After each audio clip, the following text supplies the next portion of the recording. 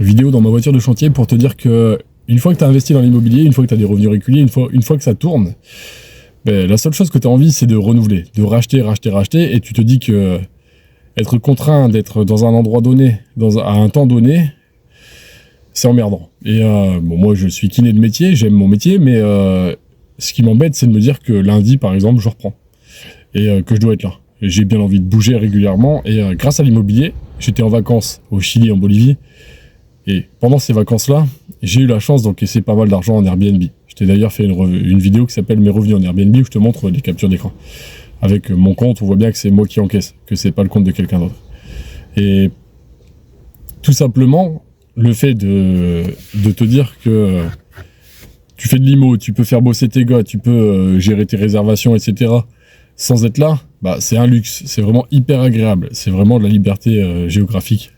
Et c'est agréable. C'est vraiment une chose que tu peux vivre quand tu investis, quand tu places de l'argent et que cet argent te rapporte. Donc la seule envie que j'ai actuellement, c'est de emprunter encore plus, emprunter. Et j'ai pas mal d'appartements sur lesquels je n'ai plus de crédit parce que j'avais payé de cash des biens, et là je suis en train de voir pour essayer d'hypothéquer à peu près tout ce que j'ai pour relever de l'argent, pour relever des grosses sommes. L'idée, ça serait de relever des très grosses sommes, d'avoir 50 apparts pour 2026. J'aimerais avoir 20 000 euros de revenus mensuels, 20 000 euros de loyer. Bon, je serais à plus de 20 000 euros de loyer avec 50 apparts. Quand tu calcules 50 apparts à 400 balles, 5 x 4, 20. Ça fait 20 000 euros par mois. Donc au minimum, avec 50 apparts, tu as 20 000 euros par mois. Sachant que j'ai des apparts, comme je te disais, qui se louent à 700, 750, j'en serais à bien plus que 20 000 euros par mois si j'ai 50 apparts. Pour être à 50 apparts, je refaisais le calcul de mes apparts, mais si toutes les divisions sont acceptées en mairie, j'en ai 37 des apparts. J'ai une maison de village que je voudrais faire une division de 3 apparts de 40 mètres carrés, et petite maison de village que je te filmerai, que j'ai payé 35 000 balles, où il y a tous les travaux à faire, plomberie, électricité, placo, mais la structure est bonne. Les murs sont bons, le toit est bon, les charpentes sont bonnes, les planchers sont bons, donc c'est pas quelque chose de compliqué. À 35 000 balles, c'est vraiment, sachant que j'ai ma propre boîte de rénovation où j'ai salarié quelqu'un, une baraque à 35 000 balles, moi ça va pas me coûter grand chose pour la faire refaire. Et puis même si tu prends des plaquistes, etc., c'est pas si coûteux que ça. Enfin, tu peux t'en sortir pour faire 4 apparts avec une maison que tu as payée à 35 000 balles, globalement, c'est comme si tu avais payé des apparts à 10 000 balles. Si la mairie m'autorise une division en 3 apparts, si elle m'autorise pas une division d'en faire 3 apparts, j'en ferai une seule maison de village, et puis je m'en fous, ça sera quand même gagnant, ça sera tout bénef. Mais mes envies actuelles, oui, c'est renouveler. C'est scaler. En fait, quand tu connais quelque chose, tu peux le refaire de nouveau. Et ce qui est bien, c'est que maintenant, je n'ai plus besoin d'être présent dans ma ville pour avancer. Je n'ai plus besoin d'être là. J'aime bien être là. J'ai un copain qui achète beaucoup d'apparts, avec qui j'étais, beaucoup d'immeubles avec des locaux commerciaux. Lui, il achète à distance. Il visite pas. Bon, moi, j'aime pas ça. J'ai horreur de ça. J'aime bien voir ce que j'achète. J'aime bien prendre mes précautions. J'estime que c'est plus prudent de voir sur place, de visiter. Puis j'aime bien acheter pour des petits tarifs, parce que c'est pas parce que tu achètes pas cher que tu peux pas faire des gros coups. En tout cas, c'est ce que j'expérimente régulièrement. Eh bien, envie d'acheter toujours plus pour avoir toujours plus de liberté. Parce que si tu as beaucoup d'appart en plus, tout simplement, tu as plus d'argent. Avec plus d'argent, tu as plus de pouvoir, puisque tu peux faire bosser plus de gens. Donc, si tu fais bosser plus de gens, tu es plus libre, puisque tout va plus vite, tes projets vont plus vite. Et si tu continues de grossir encore, tu as toujours plus de pouvoir, tu peux faire bosser encore plus de gens, être de plus en plus riche, et à faire encore bosser plus de gens, etc. Et du coup, même quand tu es feignant, même quand tu procrastines, si tes gars ils bossent, si tu payes tes gars, ça avance. Et je peux pas dire que je sois toujours en productivité à 1000%, c'est pas le cas. Il faut être honnête, j'aime, par exemple, je suis parti 15 jours en vacances, j'ai profité, je pensais à moi. Et pendant ce temps-là, je peux pas dire que j'étais très productif pour mon business. J'ai juste vécu ma petite vie sympa. J'ai appris mon espagnol, j'ai passé des bons moments, j'ai amélioré ma culture générale, j'ai passé des moments sympas, on a randonné beaucoup, on a fait du sport, enfin peu importe, on a fait plein de choses. Et malgré tout, même si ma productivité, elle est pas ouf, même si, entre guillemets, je ne suis pas à me lever à 5h du matin comme le disent tout le monde. Enfin, moi, je suis pas du tout pour me lever à 5h du matin. Je suis d'avis que tu peux très bien te lever à 7, 8 ou 9h du matin et avancer dans ta vie. C'est pas parce que tu te lèves pas à 5h du matin que tu iras pas loin, c'est pas vrai. Mais en tout cas, il y a certaines choses qui te font aller beaucoup plus loin. Et si je te répète toujours que lever de l'argent, c'est une chose qui te permet d'aller vite, c'est parce que c'est vrai. Si tu lèves des grosses sommes et que tu les places et que tu achètes des biens rentables et que tu les fais et que tu payes tes gars pour que ils bossent et que tu les loues vite, ben là tu t'en sortiras vite, tu auras de l'argent vite et tu vas utiliser l'effet de levier. Donc plus tu feras de levier, et plus tu utiliseras l'effet de levier, et plus ta vie elle va changer rapidement. Donc moi ce que j'ai envie c'est juste d'actionner de plus en plus ce levier. Le levier du crédit, le levier du crédit, le levier du crédit, acheter rentable, et faire tourner ma machine qui imprime des billets. L'immobilier, moi quand j'emprunte et que je récupère au moins le double de ce que j'emprunte, eh ben, ma machine à billets elle est enclenchée, et ça me permet d'être tranquille. De ne pas me dire t'es obligé de charbonner, t'es obligé de quoi que ce soit. Franchement, j'estime qu'avec l'immobilier, alors oui, t'es actif parce que de temps en temps, je vais sur mes chantiers, je fais des choses, je fais des choses. Hein. J'ai des éclairages. Là, tout à l'heure, on est dimanche. Hein, j'étais en train de voir, j'ai des éclairages où j'ai une petite merde d'électricité pour un nouveau tableau que j'ai fait, mais mes lampes d'un salon et mes lampes d'une salle de bain s'allument pas. Ben, j'étais avec mon voltmètre en train de regarder. Bon, je sais que au tableau tout est bon. Ensuite, ça doit être les appareillages, l'interrupteur qui marche pas ou le spot qui marche pas. J'ai testé mes tensions, etc.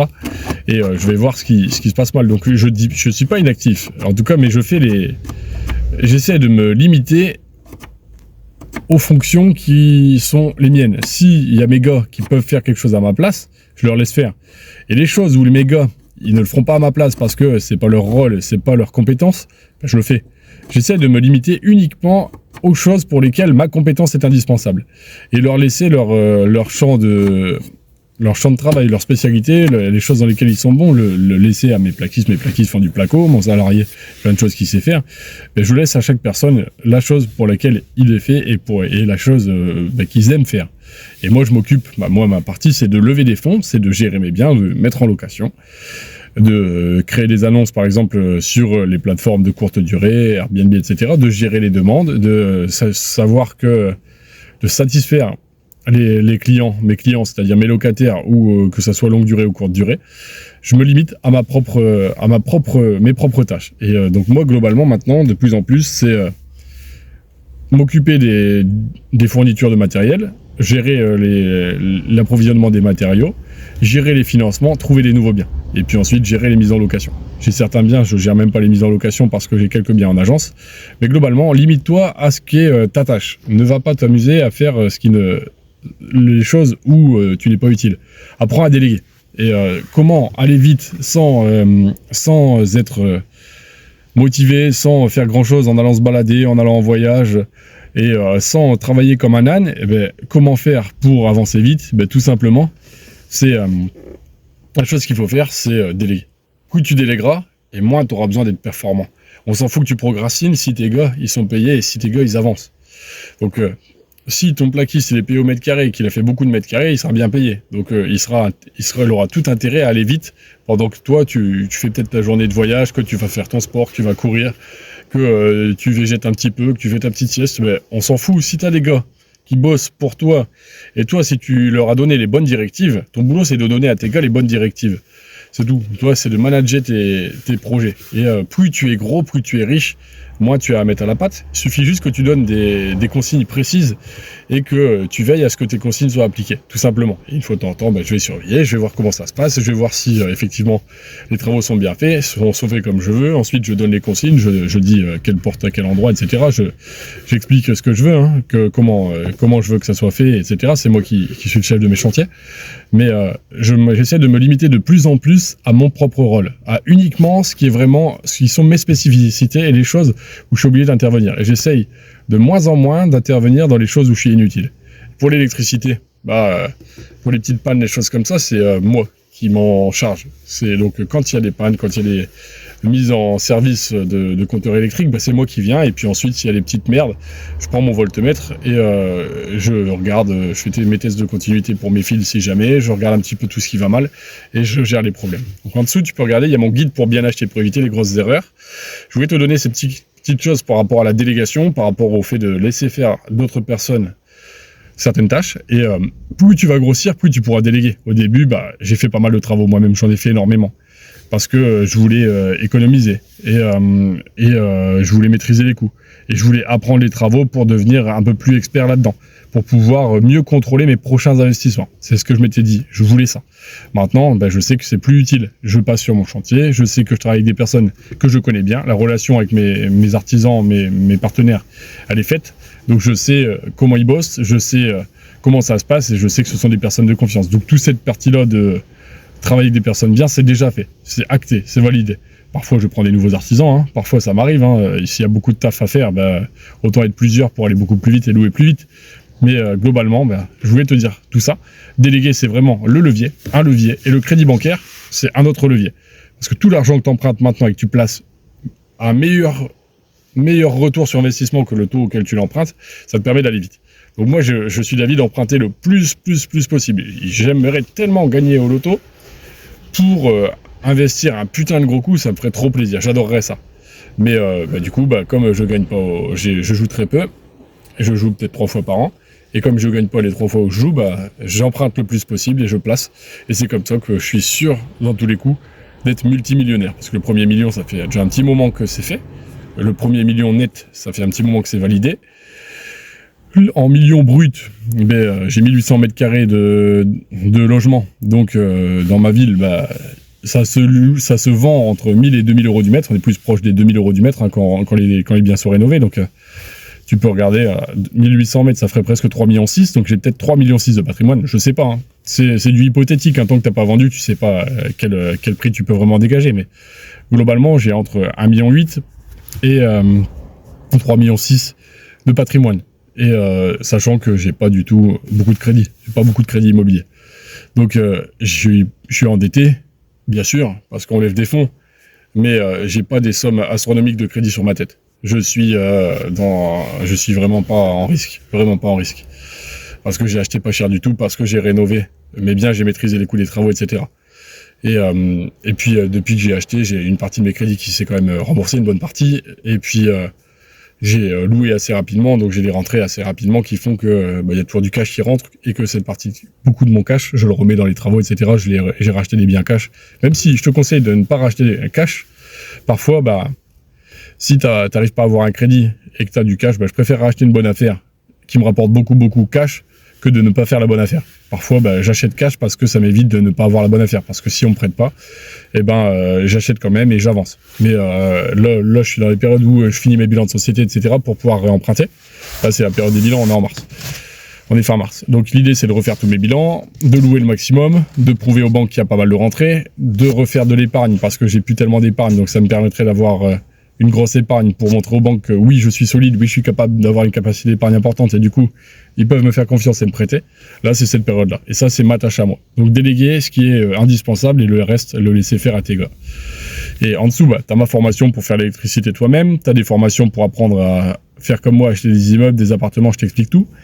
Et mon guide pour bien acheter, un guide offert pour éviter les grosses erreurs. Si tu fais des grosses erreurs quand tu achètes, si tu commences mal, c'est beaucoup plus emmerdant parce que tu risques de t'arrêter à la première étape. Tu achètes un bien et tu t'arrêtes, c'est con. L'idée, c'est d'acheter un bien, puis d'en acheter plein d'autres pour être très riche, très libre. C'est comme ça que les multimillionnaires de l'immobilier ont fait. On achète, puis on continue.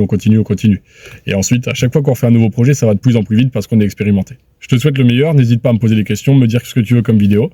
C'est Flavien. Prends soin de toi et n'hésite pas à agir parce que une personne qui agit et qui recommence, ça sera un expert un jour. Et j'étais une grosse merde, un gros nul en immobilier, et maintenant j'estime être un expert en immobilier et j'estime être très fort dans mon domaine et je pense être très bon dans ma ville, un des meilleurs de ma ville. C'est ce que je pense. Peut-être qu'il y a bien meilleur que moi, mais je pense pas. Vu les gros coups que j'ai fait, je pense pas. Donc en dessous, mes guides pour bien acheter, mon guide gratuit. Si tu veux le prendre, télécharge-le et évite les grosses erreurs. Si tu ne veux pas le lire, tant pis pour toi. Peut-être que tu feras une connerie parce que tu l'as pas lu. À toi de voir. Prends soin de toi. N'hésite pas à t'abonner à ma chaîne si tu aimes. N'hésite pas à commenter vraiment. Dis-moi ce que tu veux comme vidéo. Dis-moi des retours. Dis-moi comment tu trouves que la chaîne pourrait s'améliorer beaucoup. Qu'est-ce que tu trouverais de génial? Qu'est-ce qui pourrait t'aider? N'hésite pas à me donner des retours. Prends soin de toi. C'est Flav. Salut.